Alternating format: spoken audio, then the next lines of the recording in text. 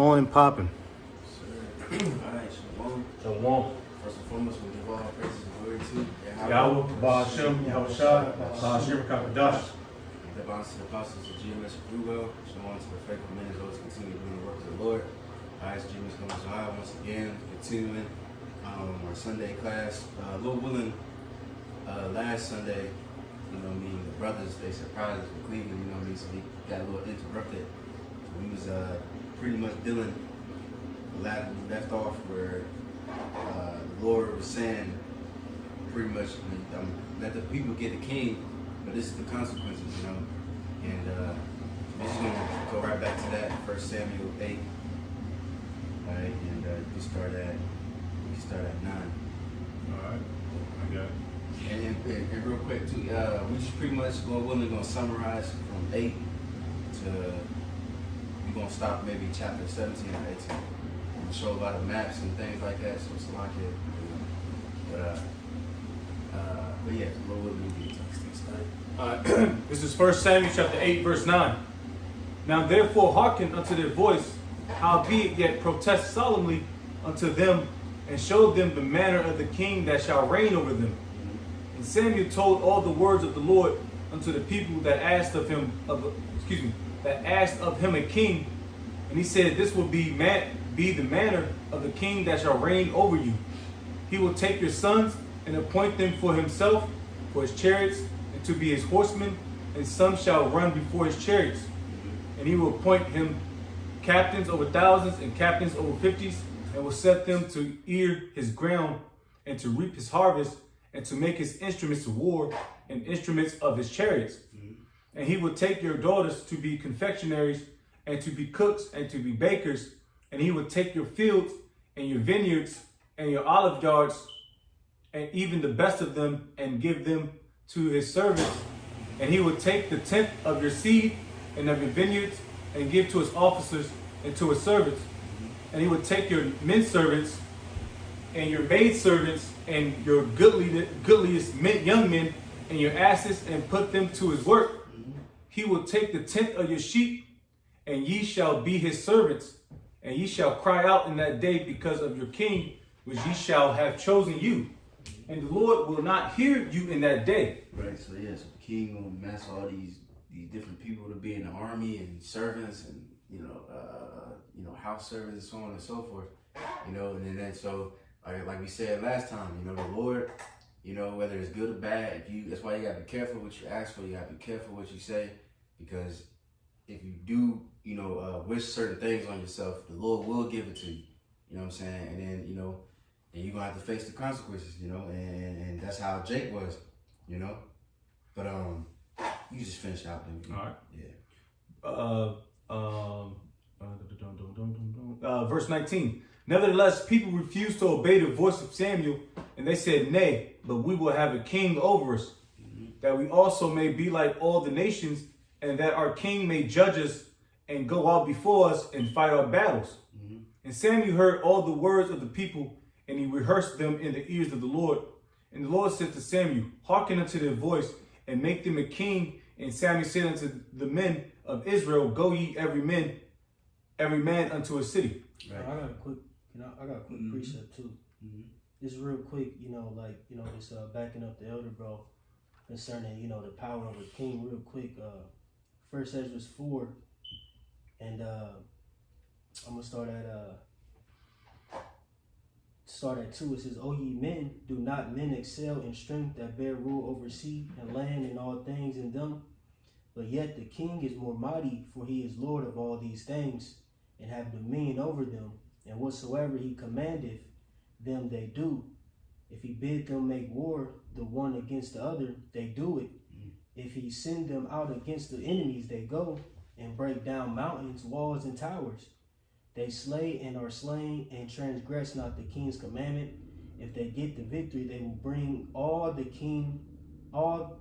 king, as well the spoil as all things else. Likewise, for those that are no soldiers, and have not to do with wars, but use husbandry, when they have reaped again that which they had sown, they bring it to the king, and compel one another to pay tribute unto the king. And yet he is but one man. If he command to kill, they kill. If he command to spare, they spare. If he command to smite, they smite. If he command to make desolate, they make desolate. If he command to build, they build. You know, just like I said, going into the point, you know, like the elder may mention, you know, this is the king's duty, all right, and this is things that, you know, the king commands, you know, which ultimately befell upon Israel when Saul got into rulership, you know. Beautiful. That was what chapter? 1 Samuel 4. All right, so now, Lord willing, we're just gonna show the anointing of King Saul, how he, you know, got into power, you know what I'm saying, and then going into his downfall, and that's gonna set up King David, you know what I'm saying. Then it's gonna show King David uprising. So real quick, we're gonna skip around a little bit, but let's go to 1 Samuel 9 verse 1. Yeah, you got it. Yes, sir. This is 1 Samuel chapter 9 verse 1. This is, now there was a man of Benjamin whose name was Kish, the son of Abiel, the son of Zeror, the son of Bechorath, the son of Aphiah, a Benjamite, a mighty man of power. And he had a son whose name was Saul, a choice young man and a goodly. And there was not among the children of Israel a goodlier person than he. From his shoulders and upward, he was higher than any of the people. Right, so King Saul was handsome. He was tall. You know what I'm saying? Fit. He was a really good, you know, as far as the appearance. And then we gotta remember that too, because the appearance of him was very mighty, but the appearance of King David was, you know, younger, you know, ready. You know what I'm saying? And you know, he had no experience. You know what I mean, like that when we first got in the scene. You know, but the Lord doesn't look at the the appearance. He look at the heart, you see. But now we can just skip, you know, to the verse, let me see, 15. Verse 15. It says, now the Lord had told Samuel in his ear a day before Saul came, saying, tomorrow about this time I will send thee a man out of the land of Benjamin, and thou shalt anoint him to be captain over my people Israel, that he may save my people out of the hand of the Philistines, for I have looked upon my people, because their cry is come unto me. And when when Samuel saw Saul, the Lord said unto him, behold, the man whom I spake to thee of, this same shall reign over my people. Right. Let me see if we can stop there real quick. Cause I want to touch on the Philistines too, but I might wait on that. Yeah, we'll wait on that. But just somebody, can y'all get Genesis, I think it's 10, where the first time it mentioned, Mizraim. Just have that on deck, because we're going to go into Philistines in a minute. But, well, you in chapter 9, right? Mm-hmm. Okay. Around verse 18. So now we can just skip to 1 Samuel 10 and 1. All right. This is 1 Samuel chapter 10, verse 1. Then Samuel took a vial of oil and poured it upon his head and kissed him and said, is it not because the Lord hath anointed thee to be captain over his inheritance? When thou art departed from me today, then thou shalt find 2 men by Rachel's sepulchre. So we stop there. Because pretty much he lost his donkey, and the Lord had him meet Samuel, so on and so forth. We don't gotta get all them details, because just for the time's sake. But it's showing right there that he was anointed king. You know what I'm saying? So the Lord anointed him king, all right, and the Spirit of the Lord pretty much came upon him. You know what I'm saying? And then pretty much we can skip to chapter 11. You know what I mean? Because this is where he's about to really be established as a king, you know, because he's about to do his first act. And is this TV on? Or okay, I'm going to show a map in a minute. Right. But you can go ahead. 1 Samuel 11 at the top. Then Nahash the Ammonite came up and encamped against Jabesh Gilead, and all the men of Jabesh said unto Nahash, make a covenant with us, and we will serve thee. And Nahash the Ammonite answered them on this condition, will I make a covenant with you, that I may thrust out all your right eyes and lay it for a reproach upon all Israel. And the elders of Jabesh said unto him, give us 7 days respite, that we may send messengers unto all the coasts of Israel, and then if there be no man to save us, we will come out to thee. Right. So real quick, All right, so let's go into this situation. What was going on? Because like we mentioned in the last class, I believe, you know, you got to remember that at this time there's still heathen all around us. If you got the Philistines on the sea coast, you know, pretty much, and then you got the Ammonites, you got the Edomites, so on and so forth. So now you're dealing with Ammon. All right. So real quick, can somebody get the Bible commentary of the blue letter of 1 Samuel 11?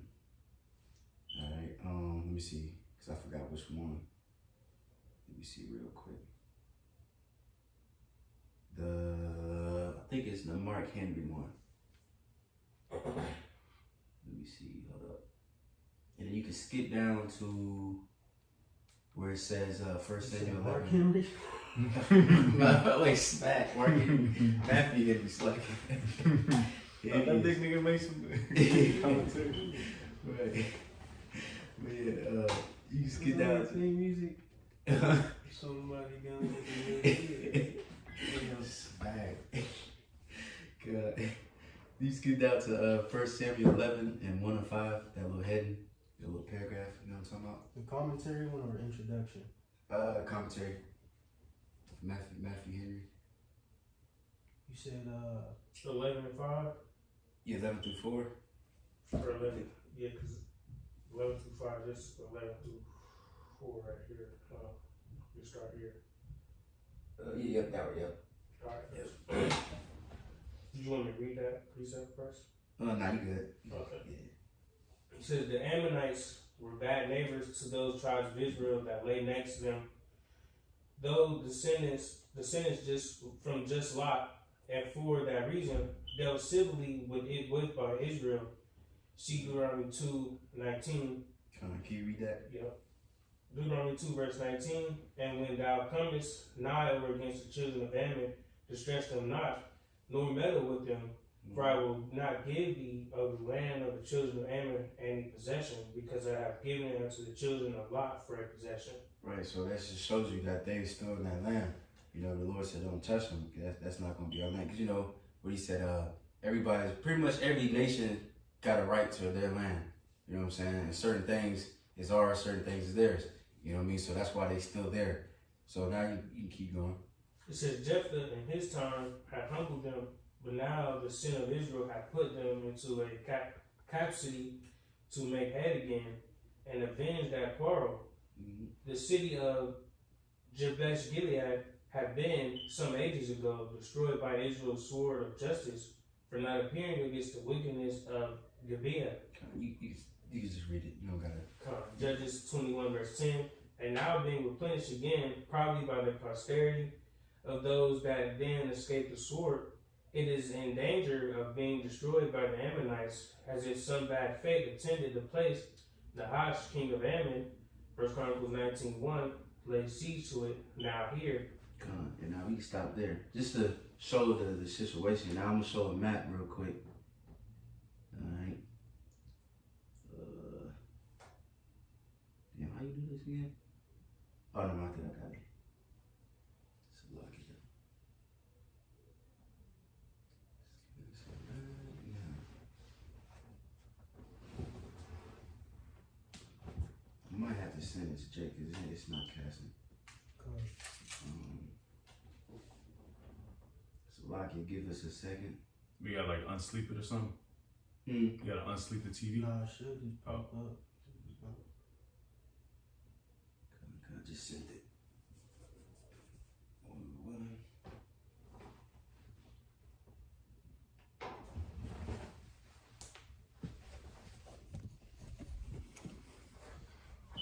And just summarize, Bible shot. Quan, you mind reading those? It's like the see 1, 2, yeah. You want me to start just up the top? Yeah, you can start at 1. All right, so Yeah. all right, so right here we got number 1. We got Nahash, the Ammonite besieges Jabesh Gilead and threatens to gouge out the right eye of everyone there. Number 2, down here. Number 2 is down more to the south. Let's see. Yeah, it says. You want me to? I can read it. I'm on the screen. All right. Yeah, number 2, it says, messengers from Gabash Gilead come to Gibeah and tell Saul and the people what the Ammonites are threatening to do. The third one, it says, Saul calls for all Israelites to join him at Bezek to rescue Jabesh Gilead. 4, Saul forces surprise the Ammonites at Jabesh Gilead and defeat them. And then the 5th one, it says the Israelites reaffirm Saul as king at Gilgal. That's just summarize that chapter. You know what I'm saying? But like I said, it just shows you, you know what I'm saying, you got the Ammon, they right there, so they're the neighbors, so you know Jake gotta deal with them niggas too. You know what I'm saying? And Moab also was there. You know, I think Moab was like, down. Moab was I believe Moab is was south, more southern from Ammon, if I believe so, because Jerusalem was here. I think I remember. Yeah, throughout it. You know what I'm saying? Just to summarize that.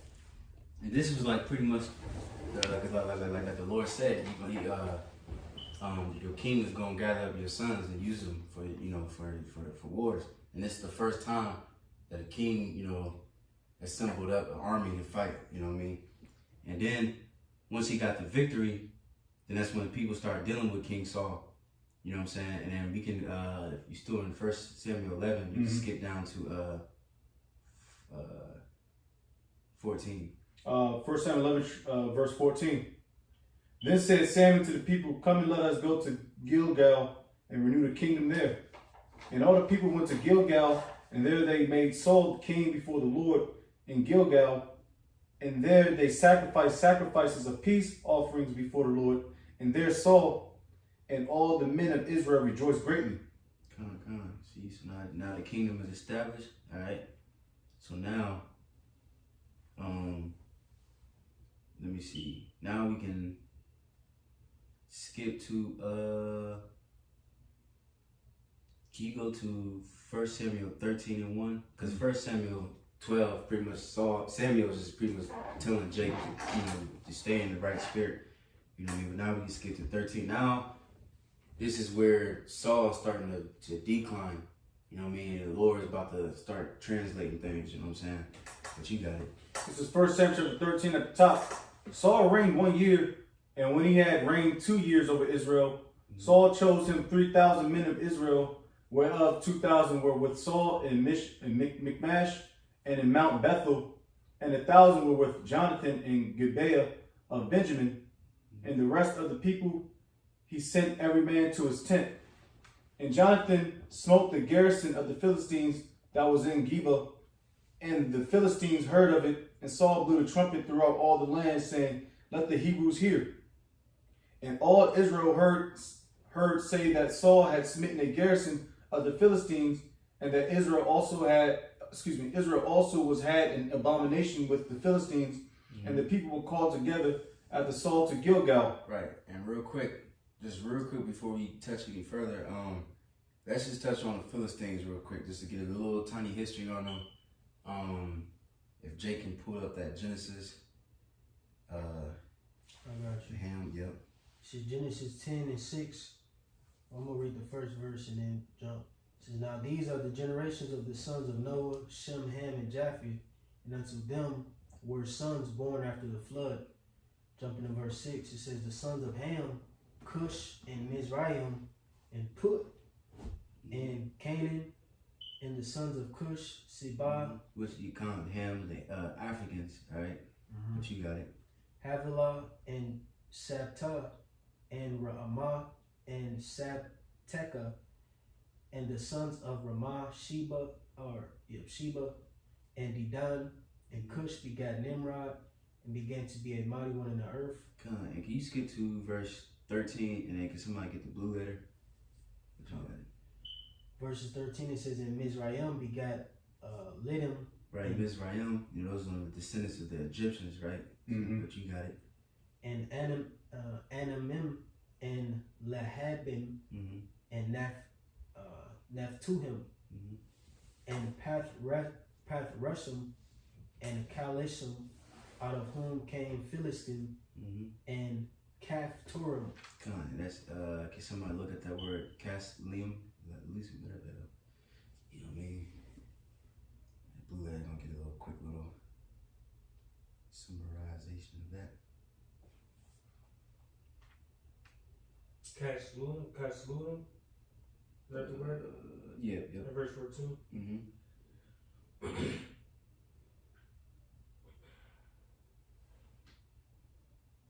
3695. Kaslachim. It says, fortified, a people or tribe descendant from Israel, Egypt, progenitors of the Philistines and the Caphtorim. So that, just to go to a little history of who they was, you know what I mean? And then real quick, can you look up the actual word Philistine and then go into that in the blue letter? Then we can go back to the joint.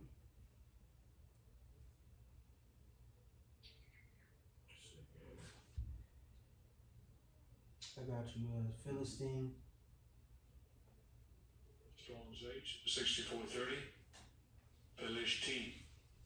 It says immigrants, an inhabitant of Philistia, descendants of Mizraim, immigrated from Caphtor to the western seacoast of Canaan. Con. Yeah, perfect. So, the Philistines, pretty much, they're not Egyptians, but they're like closely related. They all like, Ham, pretty much. You know what I'm saying? And it's good too, real quick, it's a side note, just this a channel, I forgot what it's called, but he like tells history through maps. You type in who are the Philistines and it goes into the history of that. And they was close dealing with the Egyptians too. Because the Egyptians was like kind of like America. They would go to like the hub. Right. Yeah, the hub. Yep. And that was the Philistines were the muscle. Yep. Yeah. Because they sent them over there and like the garrisons and shit, and they took that shit over. And then so Egypt pretty much had the land of Canaan as a pretty much like as a vassal state before we even went in there and all that. It's a lot of history, but anyways. Here goes a map. Good.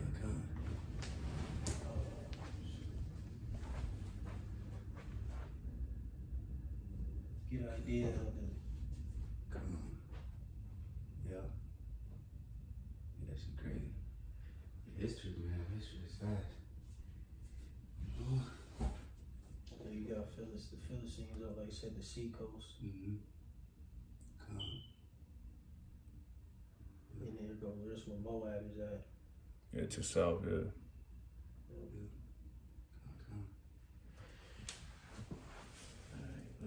What chapter was in? 11. No, excuse me. 13. 13. Okay, calm.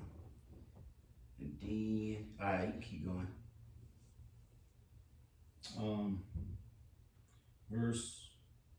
Verse 5. 1 Samuel chapter 13, verse 5. And the Philistines gathered themselves together to fight with Israel, 30,000 chariots and 6,000 horsemen, and people as the sand which is on the sea shore in multitude. And they came up and pitched in Michmash, eastward from Bethaven. Mm-hmm. And real quick, this is, I believe, the first time that the Philistines gathered up so many people for war at this time. You know what I'm saying? So this is now shit getting serious. You know what I mean? But you got it. It says, when the men of Israel saw that they were in strait, for the people were distressed, then the people did hide themselves in caves and in thickets and in rocks and in high places and in pits. And some of the Hebrews went over Jordan to the land of Gad and Gilead. As for Saul, he was yet in Gilgal, and all the people followed him trembling. And he tarried 7 days, according to the set time that Samuel had appointed. But Samuel came not to Gilgal, and the people were scattered from him. And Saul said, bring hither a burnt offering to me, and peace offerings. And he offered the burnt offering. And it came to pass that as soon as he had made an end of offering the burnt offering, behold, Samuel came, and Saul went out to meet him, that he might salute him. Right, so now your boy Saul, he's starting to go off. Because he really went off, because he wasn't supposed to do that. That was supposed to be for the prophet Samuel to do. You know what I'm saying? Let me see real quick, because the king did that too. he tried to sacrifice himself without the priest, and the Lord gave him leprosy. I'm trying to find the account real quick. But you can go until I find this. Verse 11. And Samuel said, what hast thou done? And Saul said, because I saw that the people were scattered from me, and that thou camest not within the days appointed, and that the Philistines gathered themselves together at Michmash. Therefore said I, the Philistines will come down now upon me to Gilgal, and I have not made supplication unto the Lord. I forced myself therefore and offered a burnt offering. And Samuel said to Saul, thou hast done foolishly. Thou hast not kept the commandment of the Lord thy power, which he commanded thee. For now would the Lord have established thy kingdom upon Israel forever. But now thy kingdom shall not continue. The Lord hath sought him a man after his own heart. Right, and he said the Lord requires a man that's after his own heart. So real quick, can somebody get Psalms 27? And let me see. My fault. 27 verses. You could start at 8. Psalms 27, verse 8. When thou saidst, seek my face, my heart said unto thee, thy face, Lord, will I seek. Right. So like Samuel said, he requires somebody that seeks after the Lord's heart. You know, and the Lord said what? To seek my face. So our reaction should be your face we're going to seek. So if you pretty much trying to do your own will like Saul, then the Lord going to replace you. You know what I'm saying? Now I believe there's some more, right? Yep. It says, verse 9, hide not thy face far from me, but not thy servant away in anger. Thou hast been my help. Leave me not, neither forsake me, O God of my salvation. Come, we can stop there. But you go back to that. Back in verse 14. And the Lord hath commanded him to be captain over his people, because thou hast not kept that which the Lord commanded thee. And Samuel arose and gat him up from Gilgal unto Gibeah of Benjamin, and Saul numbered the people that were present with him about 600 men. And Saul and Jonathan his son and the people that were present with him abode in Gibeah of Benjamin, but the Philistines encamped in Michmash, and the spoilers came out of the camp of the Philistines in 3 companies. One company turned unto the way that leadeth to Ophrah, unto the land of Shul, and another company turned the way to Beth Horon, and another company turned to the way of the border that looketh to the valley of Zeboim, toward the wilderness. Now there was no smith found throughout all the land of Israel. We can stop there. I'm gonna send you the map. There's another one just to show the what was going on. You know, so the Philistines they was fucking Jacob, and Jacob was got away from the king and tried to hide and shit. And if you mind reading that to us, bro, sure. First square reads, it says, while Saul's forces are gathered at Michmash, Jonathan captures a Philistine garrison at Geba. Alright, you can see the arrows. It's pointing to the route. Verse square 2, it says, the Philistines began to assemble a massive force at Michmash, leading Saul to retreat to Gilgal to muster more of Israel's forces. Square 3, it says, many Israelites hide in fear from the Philistines, and some flee across the Jordan to Gad and Gilead. Saul grows desperate, waiting for Samuel to arrive to offer the sacrifice. So he offers the sacrifice himself, and he and his forces rejoin Jonathan's forces at Geba. Come. So, come to water. Real quick, can somebody get 2 Chronicles 26 and 19? Cause just going into Uzziah? Yeah. It's going further on how King Saul went off. You know, this is another example of a king that went off and did the same thing. It's similar, you know. This is 2 Chronicles 26. Where you want to start? You probably start up a little bit. He started at 16. 2 Chronicles 26:16, it says, but when he was strong, his heart was lifted up to his destruction, for he transgressed against Yahweh his God, and went into the temple of Yahweh to burn incense upon the altar of incense. And Azariah the priest went in after him, and with him 80 priests of Yahweh that were valiant men. And they withstood Uzziah the king, and said unto him, it appertaineth not unto thee, Uzziah, to burn incense unto Yahweh, but to the priests, the sons of Aaron, that are consecrated to burn incense. Go out of the sanctuary, for thou hast trespassed, neither shall it be for thine honor from Yahweh God. Then Uzziah was wroth, and had a censer in his hand to burn incense. And while he was wroth with the priest, the leprosy even rose up in his forehead before the priest in the house of Yahweh, from beside the incense altar. And Azariah the chief priest and all the priests looked upon him, and behold, he was leprous in his forehead, and they thrust him out from thence. Yea, himself hasted also to go out, because Yahweh had smitten him. Keep going. Yeah. 21. It says, Uzziah the king was a leper until the day of his death, and dwelt in several house, being a leper.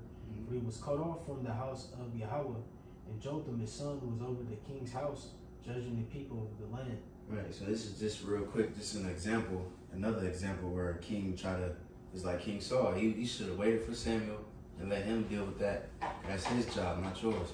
You know, he's being proud, and this king too. You know what I'm saying? The Lord gave him leprosy. You know what I mean? So what the scripture says, make not haste in time of trouble.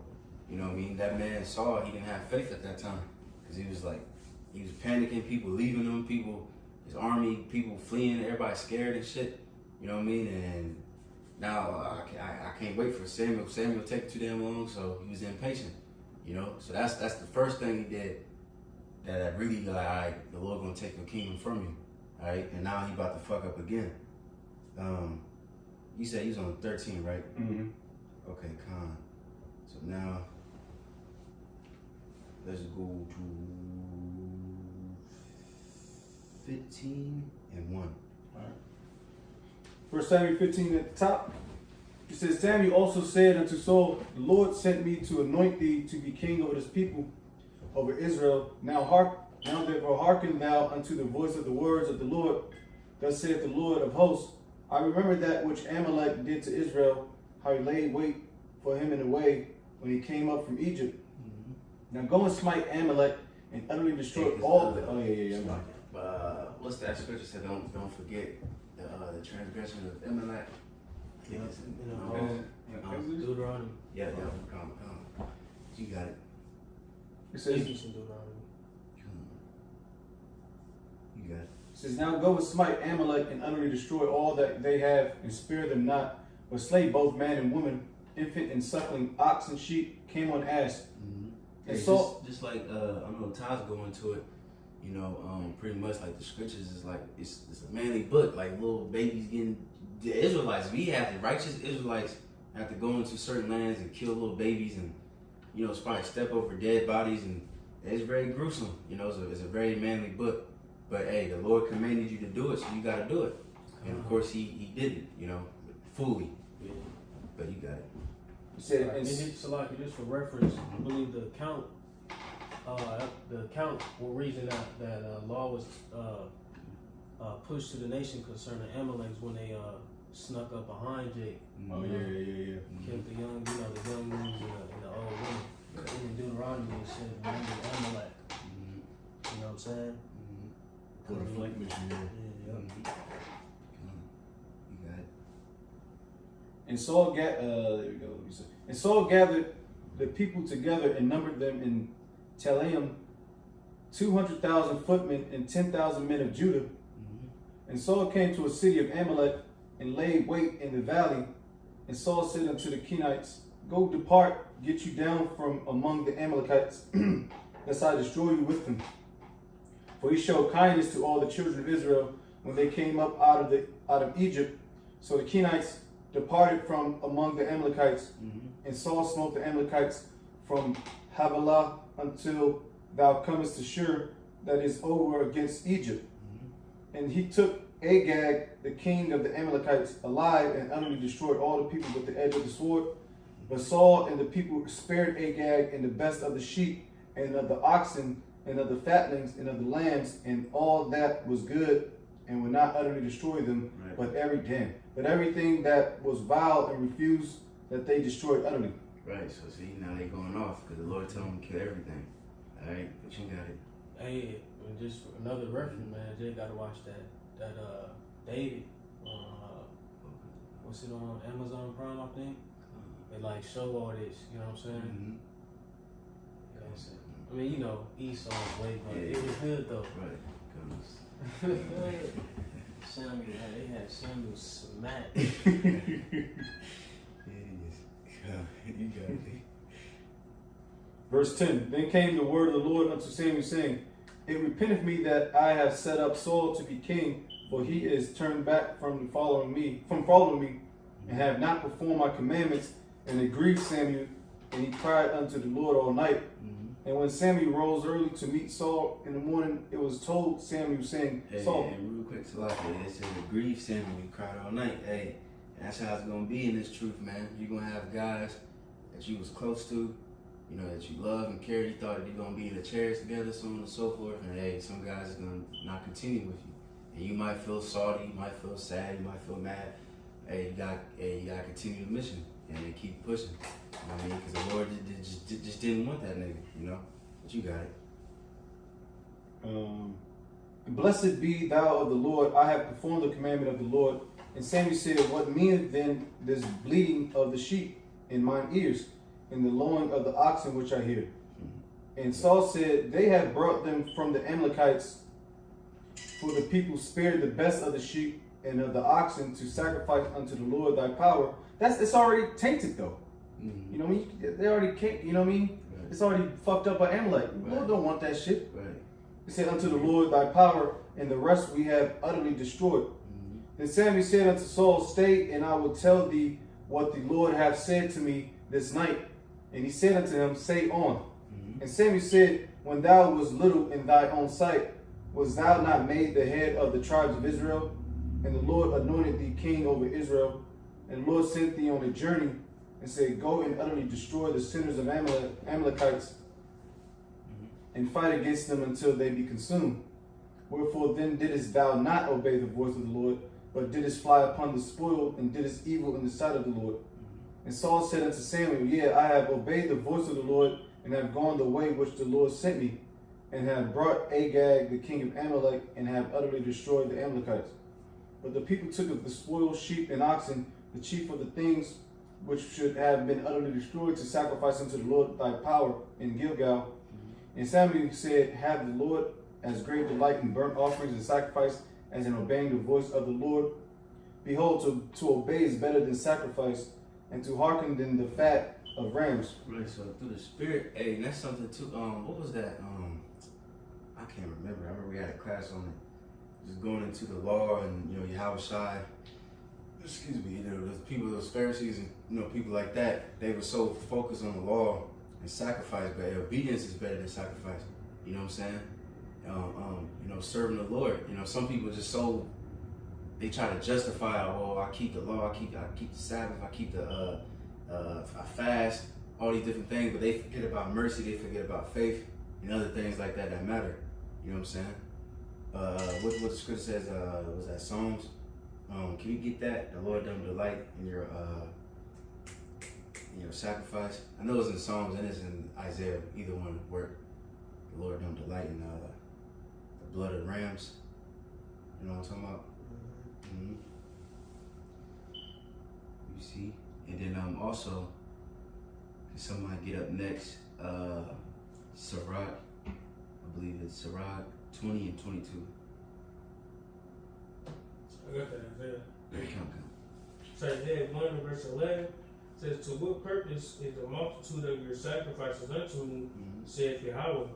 I am full of the burnt offerings of rams and the fat of the fat beasts, and I delight not in the blood of bullocks or of lambs or of he goats. Right, because it wasn't that the sacrifice is wicked. It was Jake that made certain sacrifices. Their sacrifice is wicked. What the scripture says, the abomination of the wicked is it's like the sacrifice of the wicked is an abomination. It wasn't in the right mind, because certain Jake would have certain, sheep and things like that. They go commit adultery, go do some bullshit, and then they have the shit ready, and then they sacrifice the animal. You know what I mean? But the Lord don't delight in those things, because Jake, they use it as a get out of free card, pretty much. You know what I'm saying? Is there more?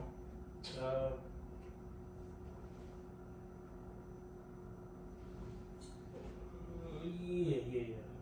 Maybe verse 12 says, when you come to appear before me, who have required this at your hand to tread my courts, bring no more vain oblations. Incense is an abomination unto me. The new moons and Sabbaths, the calling of assemblies I cannot away with. It is iniquity, even the solemn meeting. Yeah, Jake just wicked as hell. I could just see, man. Like, imagine, we ain't the most high. Huh? 2/3 niggas. Yeah, hell yeah. It's like niggas who like Christian Crips. Yeah, true. Like niggas who go to church and pray, Yeah. do all that shit, but they got a blunt in the car. Yeah. And they back next Sunday. Yeah. Or a stripper. Yeah. You know what I'm saying? Yeah. She on the pole on Saturday, but in the service Sunday. Yeah, niggas on the Sabbath, they are fucking a woman, cooking, doing whatever, just doing some bullshit. Even Jake that's in this truth, this truth. Israelites, you know what I'm saying, doing some bullshit. And then Sabbath supposed to be a holy day. You're supposed to rest. The best of your ability, of course. You know what I'm saying? And things like that, or the fringes. Niggas be playing with the fringes. Wearing it everywhere, and it's just vain. Like, you know what I'm saying? You're not doing it in the right spirit. You just want to show off the fringes so you can look like you obeying the law. But it was a picture, it was like at least 2 pictures of so-called Israelite dudes with fringes at the job on break with a cigarette. You know what I mean? Smoking, like, you know what I mean? Smoking the square. Right. So what's the point? Like, it's an abomination. You know? But, there's more? I think that's it. Alright, come on. Somebody got that next one? Shit, Sirach 22. Yep, 20 and 22. Well, wait, it's like, let's wait for that. Keep reading a little bit. Alright. Let's go line up. Back at verse 23. Well, verse 23. For rebellion is a sin of witchcraft, and stubbornness is as iniquity and idolatry, because thou hast rejected the word of the Lord. He hath also rejected thee from being king. And Saul said unto Samuel, I have sinned, for I have transgressed the commandment of the Lord and thy words, because I feared the people and obeyed their voice. Right, so he feared the people, you know what I'm saying? He didn't, people, he probably didn't want to say nothing to somebody, and then they'd be like, nah, man, you taking this anyway. But he, as a king, he should have put them niggas in order. And if they disobey, he should have put them niggas to death. You know what I'm saying? Because you disobeying the Lord. Alright, so now we can get that Sirach. Sirach 20 and 22. Correct? Yep. So there is that destroyeth his own soul through bashfulness, and by accepting a person's overthrow of himself. Right, so he accepted the person's overthrow, and that's what he did. He accepted people, because he feared them, and that was his downfall. You know what I mean? You gotta obey the will of the Lord no matter what, no matter who, whoever say to you. You just gotta do it. And he didn't do that. That was his downfall. But we can read a little bit more on that at 15. Verse 25. Now therefore I pray thee, pardon my sin, and turn again with me, that I may worship the Lord. And Samuel said unto Saul, I will not return with thee, for thou hast rejected the word of the Lord, and the Lord hath rejected thee from being king over Israel. And as Samuel turned about to go away, he laid hold upon the skirt of his mantle and rent. And Samuel said unto him, the Lord hath rent the kingdom of Israel from thee this day, and hath given it to a neighbor of thine that is better than you. Right, so yeah, we stopped there. You know what I'm saying? So that just shows you, the Lord do that a lot. He used like a lot of demonstrations. He would say he ripped his mental, the skirt of his mental. You know what I mean? That represented his kingdom being taken away and given to his neighbor, which is who? King David. So now we can go to 1 Samuel 16. This is where King David gets introduced into the story. You know what I'm saying? We're going to skip around too. We ain't going to read all that. 1 Samuel 16 at the top. And the Lord said unto Samuel, how long wilt thou mourn for Saul, seeing I have rejected him from reigning over Israel? Fill thine horn with oil and go. I will send thee to Jesse the Bethlehemite, for I have provided me a king among his sons. And now can you skip down just to get to the point? We can go to verse. Where's David at? I don't know. Like 13. Oh no, 12. 11. 11. Well, I started at 10. Alright. 1 Samuel 16:10. Again, Jesse made 7 of his sons to pass before Samuel.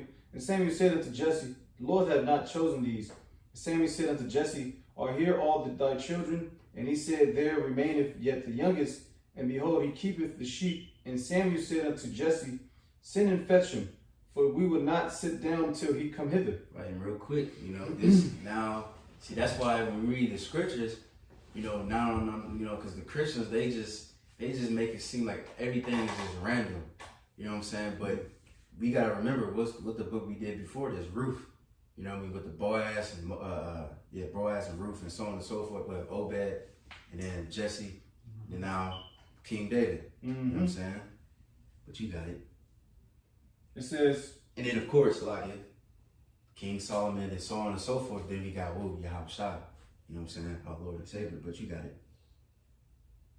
And behold, he keepeth the sheep. And Samuel said unto Jesse, send and fetch him for we would not sit down till he come hither. And he sent and brought him in. Now he was ruddy and withal of a beautiful countenance and goodly to look to. And the Lord said, arise, anoint him, for this is he. Then Samuel took the horn of oil and anointed him in the midst of his brethren. And the Spirit of the Lord came upon King David from that day forward. So Samuel rose up and went to Ramah. But the Spirit of the Lord departed from Saul, and an evil spirit from the Lord troubled him.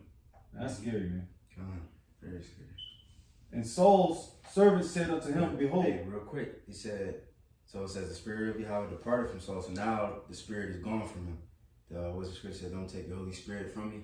You know, because even with Saul, he kept asking the Lord counsel, and the Lord just wouldn't answer. So that's scary as fuck. He's really through now. And it says what?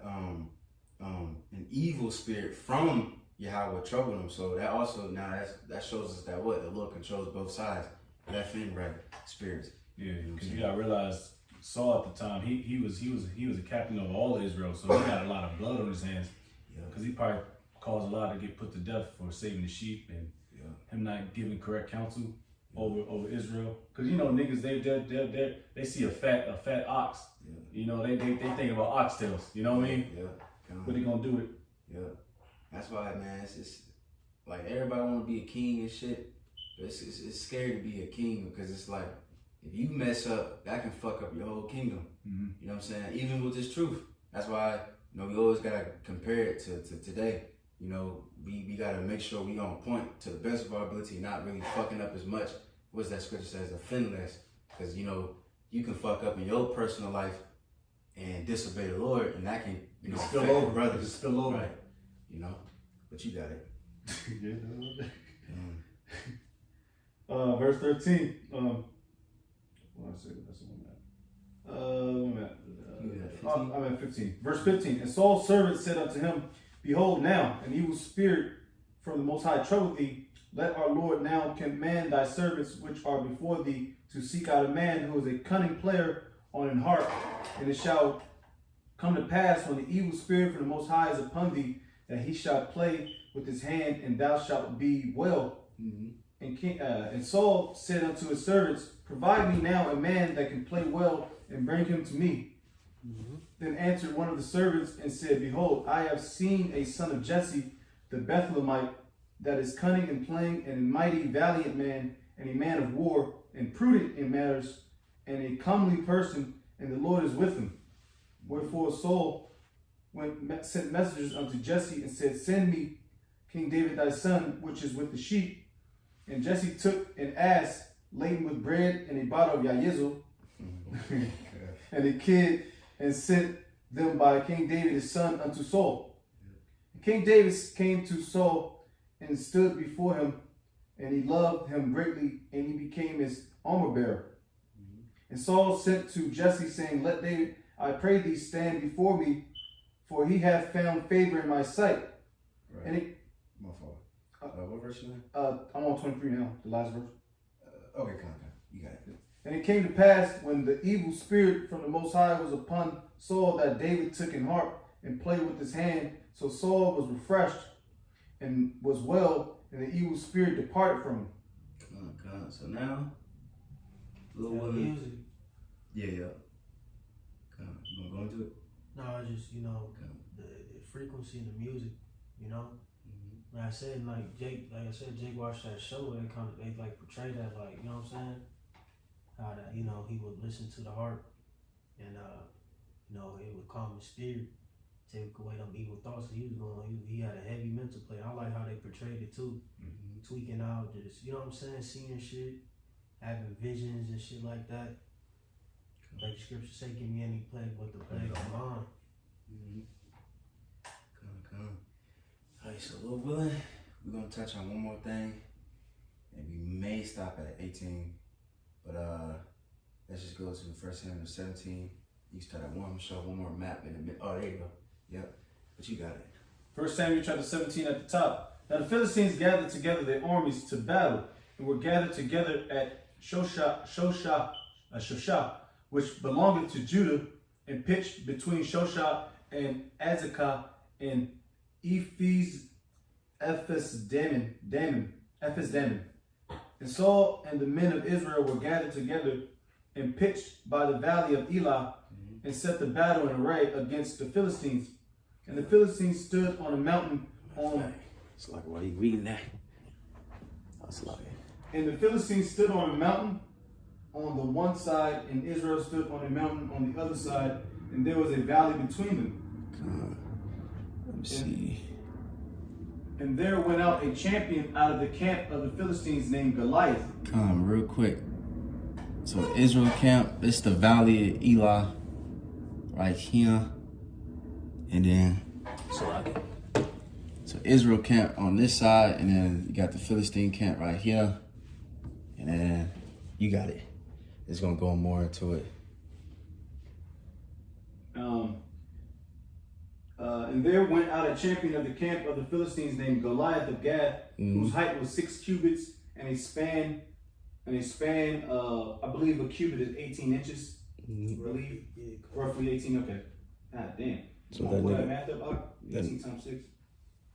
And Gath, real quick while y'all getting that, this the land of Gath right there. Right. That's where that nigga from. And that's another thing too. Like this show you that it wasn't a whole bunch of 90-foot giants, Right. feet 5 foam. You know what I'm talking about? Right. March around. This what a giant was, you know, at that time. And who I think reached like 15 feet, 20 feet. What is it? 9 feet. 9 feet. 108 inches. Sheesh. Yeah, tall. He's 9 foot. I carry that on my back. Shit. 2x4s. Oh, yeah. 10 foot. Yeah, 10 foot. For Spanish and all that. 11 foot. I mean, you know, they may have got bigger. You know what I'm saying? Yeah. But I mean, you know, this was later down the line. Yeah, but he was famous for that, you know, and for his height and his stature. Yeah. Shit, that's what made the story all too well. Yeah. So we look at a nigga now that's like 6'2", 6'3", 6'3", yeah. 6'4". That's big, you know. But damn. Yep. But you got it. That nigga was eating his Wheaties. Right.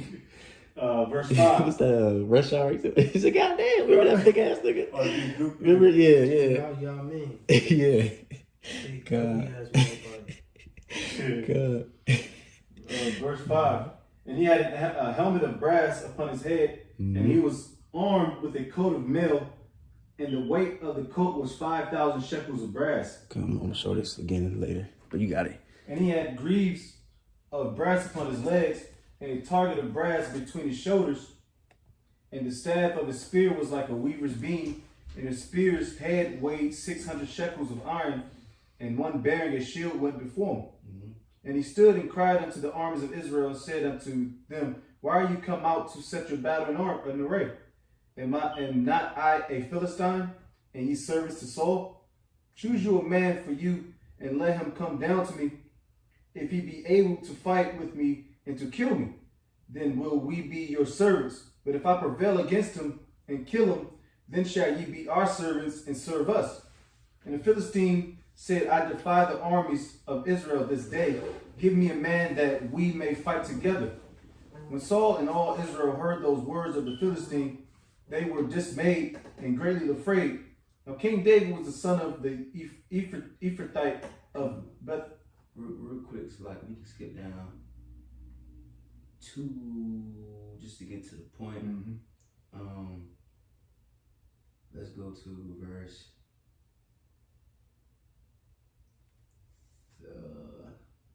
32. All right. Jumping down to verse 32. Real quick too, cause like a lot of like I said, like the Christianity shit, they just go to the story where okay, it's a giant.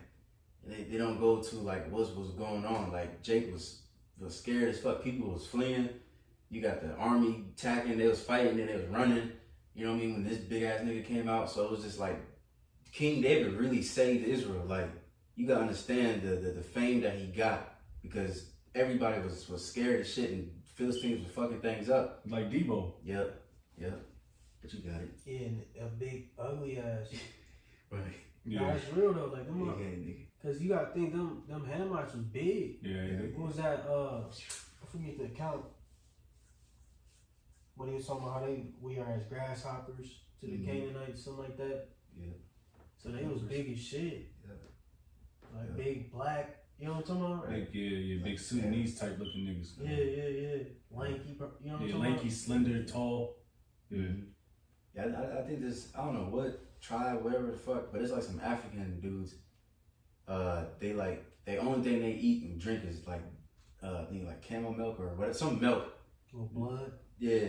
They mighty as hell, big as hell, man, like tall. They just drink milk every day, all day.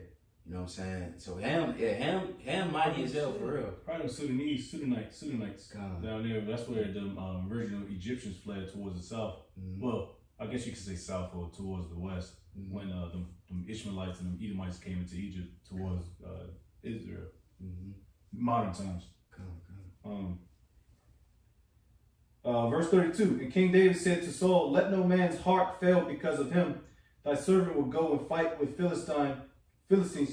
And Saul said to David, thou art not able to go against this Philistine to fight with him, for thou art but a youth, and he a man. He a man of war from his youth. That's real, man. He a man of war from his youth. And David said unto Saul, thy servant kept his father's sheep, and there came a lion and a bear, and took a lamb out of the flock. And I went out after him, and smote him, and delivered it out of his mouth. And when he arose against me, I caught him by his beard, and smote him, and slew him. Thy servant slew both the lion and the bear, and this uncircumcised Philistine shall be as one of them, seeing he hath defied the armies of the living power. Right, so it shows you, you know, King David just didn't go straight and just fought the giant first. You know, he went through some shit first. The Lord prepared him for that moment. Fought to kill the lion or bear. You know what I mean? What's that? Sirach, can you get that just real quick? Yeah. It's Sirach 47:2. This has, I'm going to start the top. It says, and after him rose up Nathan to prophesy in the time of David, as is the fat taken away from the peace offering, so was David chosen out of the children of Israel. He played with lions as with kids. And a kid is a goat, right? Yeah. And with bears as with lambs. Slew he not a giant when he was yet but young? And did he not take away reproach from the people when he lifted up his hand with the stone and the sling and beat down the boasting of Goliath? Yeah, that's perfect. He said take the reproach away from the people. Because like we mentioned, you know, King David really saved everybody. Like it was bad for Jake. You know what I'm saying? But that was it. One more, it says, when he called upon the Most High, Yahweh, and he gave him strength in his right hand to slay that mighty warrior, and set up the horn of his people. His horn means power. And if you want to go deeper, that stone also representing Yahweh Shai. Yeah. You know? Yeah. You know, know what? Yahushua is the chief cornerstone, you know. Mm-hmm. Like he said, he gave him power in his right hand. Come. You got it. It says, David said, moreover, the Lord that delivered me out of the paw of the lion and out of the paw of the bear, he would deliver me out of the hand of the Philistine. And Saul said unto David, go, and the Lord be with thee. Right, real quick too. You know, we gotta really apply the thinking of our forefathers. You know what I mean? Because he said, well, if the Lord gonna deliver me from this, that, and the third, and this ain't gonna be shit. And the same thing for us. We all went through our little situations where the Lord delivered us from certain things. And when you go through your next trial and tribulation, you gotta remember the Lord. Like, well, I remember the Lord delivered me from this or that. You gotta remember those times and let that be your confidence and let that be your faith. You know what I'm saying? But you got it. It says, and he took his staff in his hand and chose him 5 smooth stones out of the brook and put them in his shepherd's bag, which he had even in a scrip. And his sling was in his hand, and he drew near to the Philistine. And the Philistine came on and drew near unto David. And the man that bare the shield went before him. And when the Philistine looked about and saw David, he disdained him, for he was but a youth and ruddy, and of a fair countenance. And the Philistine said unto David, am I a dog that thou comest to me with staves? And the Philistine cursed David by his gods. And the Philistine said to David, come to me, and I will give thy flesh unto the fowls of the air and to the beasts of the field. Then said David to the Philistine, thou comest to me with a sword and with a spear and with a shield, but I come to thee in the name of the Lord, Yahweh Shai of hosts, the power of the armies of Israel, whom thou hast defied. Right, so you see, they trust in that name. You know, that's very important right there. But you got it. This day will the Lord deliver thee into my hand, and I will smite thee and take thine head from thee. And I will give the carcasses of the host of the Philistines this day unto the fowls of the air, and to the wild beasts of the earth, that all the earth may know that there is a God in Israel. Mm-hmm. And all the assembly shall know that the Lord saveth not with sword and spear, for the battle is the Lord's, and he will give you into our hands. Mm-hmm. And it came to pass when the Philistine arose and came and drew nigh to meet David, that David hasted and ran toward the army to meet the Philistine.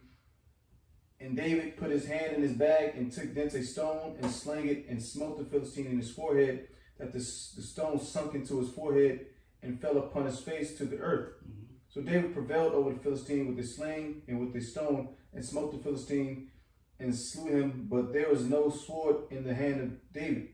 Therefore David ran and stood upon the Philistine, and took his sword, and drew it out of the sheath thereof, and slew him, and cut off his head therewith. And when the Philistines saw their champion was dead, they fled. And the men of Israel and of Judah arose and shouted and pursued the Philistines until thou come to the valley and to the gates of Ekron.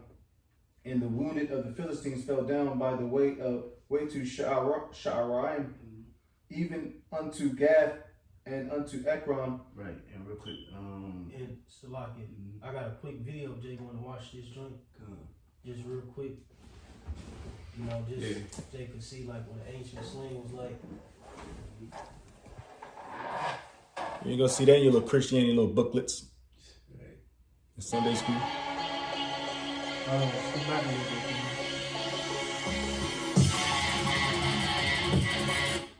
Goddamn, big ass sling.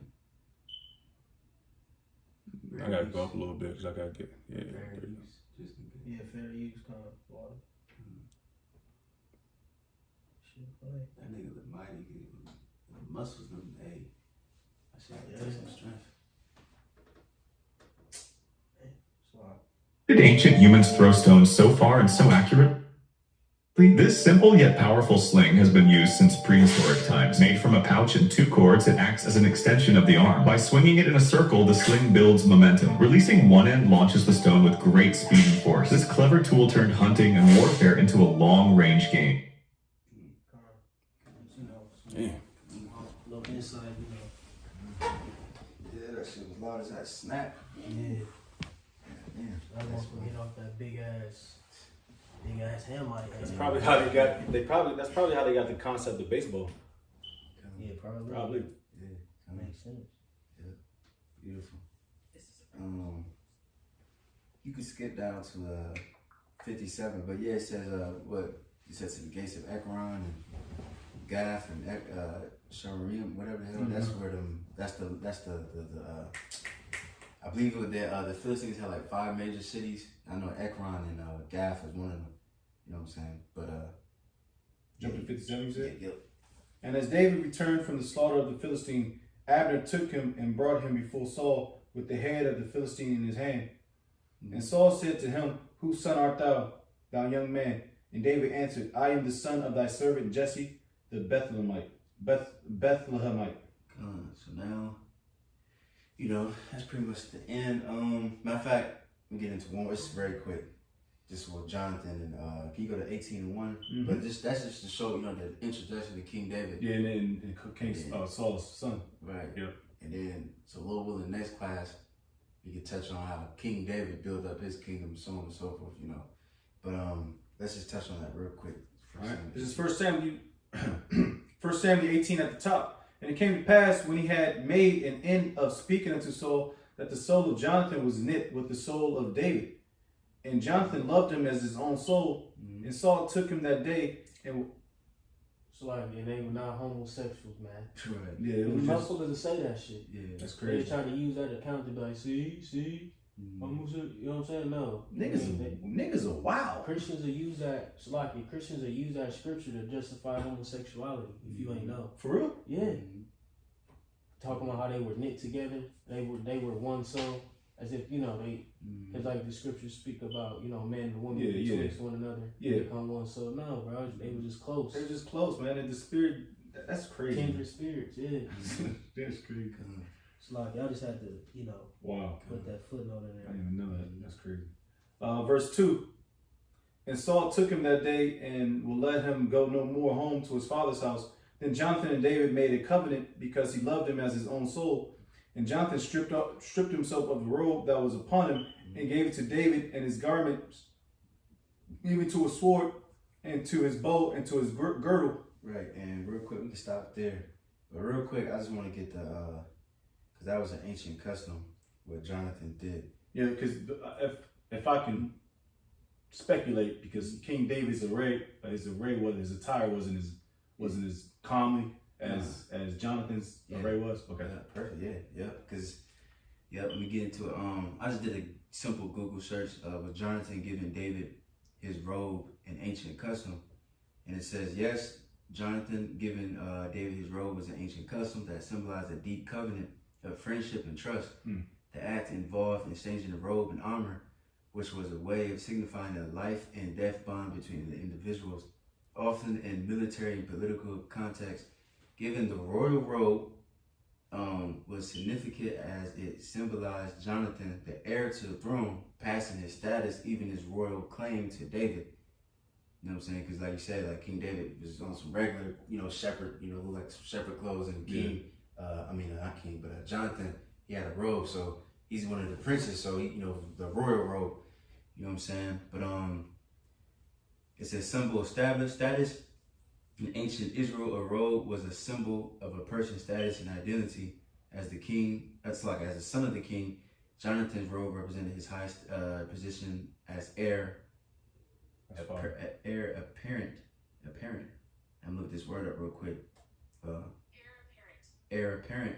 It says the heir whose claim cannot be set aside by the birth of another heir, which it was prophesied when he said, Samuel said, the kingdom will be given to your neighbor. Because technically, Jonathan should be up next, but that was the spirit that King David had the robe. You know what I'm saying? But it says covenant of friendship, transfer of identity. The act was of power, symbolizing this transfer of identity and status. It represent a deep bond where Jonathan acknowledged David's future role. Let me see. And then it says love and honor. The gift was a profound expression of love and respect, signifying that Jonathan loved David as his own soul. It was a way of ensuring David could appear at court with the honor due to a person of royal status, even though he was a shepherd at that time. It didn't pretty much, matter of fact, let's keep going a little bit. Because it shows you how King David started getting to to the court and all that. Back at 1 Samuel 18, and we already read 4, we jump up to 5. And King David went out whithersoever Saul sent him, and behaved himself wisely. And Saul set him over the men of war, and he was accepted in the sight of all the people, and also in the sight of Saul's servants. We can stop there, but that just shows you now King David's getting up in there, and he started getting acquainted, you know, going to battles, so on and so forth. We can touch more into that the next class, Lord willing. So, Jake, good? Anybody got anything? That's kind of like, I would say, in modern terms, modern day, that's kind of like how, well, we start with our apostles, and let's just say GMS, how if we see brothers like across the pond, city to city, state to state, we give out garments, what's that, necklaces, and you know stuff like that. It's just to show our appreciation, our respect to the brothers, man, and to doing the work for Yahweh Shem Yahshua. Because at the end of the day, we all the servants, man. We all the soldiers, man, just in different cities. That shows like our gratitude, man, to keep pushing. Beautiful. So yeah, Lord willing, hopefully that was edifying. We give all praises and glory to Yahweh, Ba'ashem, Yahweh Shai, Ba'ashem, Kakadash. and give honor to the apostles of GMS for Ruel. Shalom to the faithful men, so let's continue doing the work of the Lord. So that we're going to say shalom. Lord's will we endure.